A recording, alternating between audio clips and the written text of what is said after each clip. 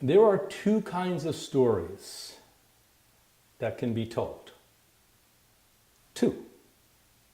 One is a personal story, a reflection, a memory of an experience that you've had in your life, something that moved you. The birth of a child, a near-death experience, a house burning down, a person you met, a random encounter, a breakthrough, a breakdown, a failure, a success. You get to choose, but something from your own life that you remember, that moved you, and has the power by the telling of that story to move another person. That's one kind of story. There's a second kind of story that you can tell, and that is the retelling of a story that you've heard or you've read from someone else. That's called a springboard story. Maybe you heard the story from your father or your mother, maybe your grandmother or your grandfather, or your teacher or your guru, or a friend, or a stranger on a plane to Cleveland. Doesn't matter. We never know who the storytellers are going to be, where and when they're going to show up, and what they will say that will trigger something in you that is profound and memorable. So I'm going to share a story that is a springboard story that I heard, and I don't even remember where I heard it from. Doesn't matter. It's in the public domain. It's called The Path is Made by Walking on It. And it's the story of an architect in New York City who was well-known, brilliant, and beloved by people in his profession and everywhere else. He had an amazing track record. He had built 20 celebrity mansions for rich and famous people. He had built museums. He had built yacht clubs. He was considered world-class in his craft. Everywhere he went, he was honored. However, one day he chose to take on a project that blew the mind of everyone who knew him. And it was to build an inner city housing project, not a glamorous project. In New York City, having to deal with the unions and the politics and all of the constraints that you might imagine goes along with building anything in New York City.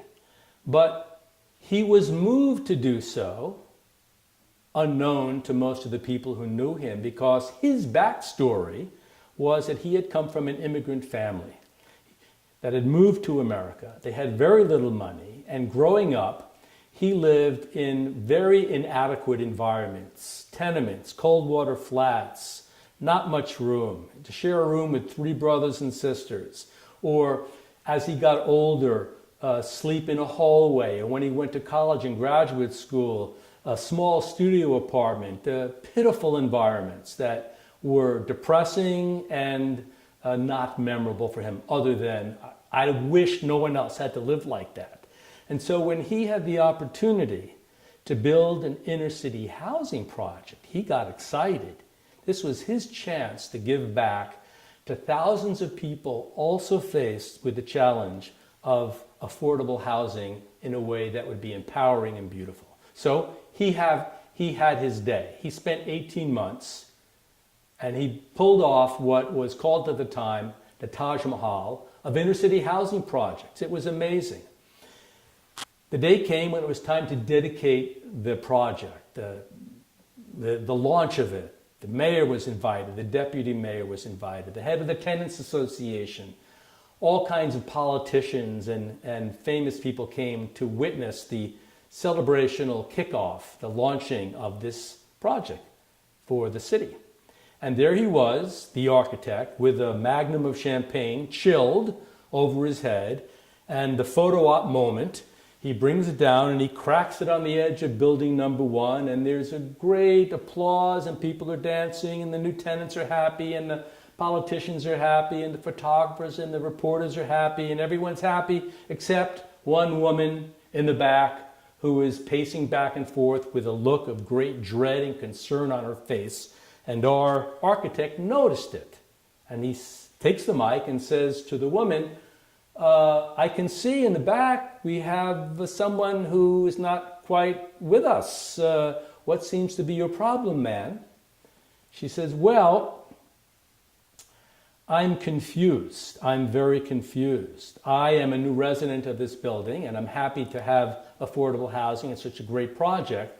But for all the time and the money that's gone into the place, and then with a sweep of her hand, she moves in the direction of the yard, the lawn, the walkways between buildings, where the walkways should have been. There are no walkways. And she said, there are no sidewalks here. There's just grass. With all that money invested in this place, you haven't even put in sidewalks. What is up with that? And he says, please come forward. That's a very good point.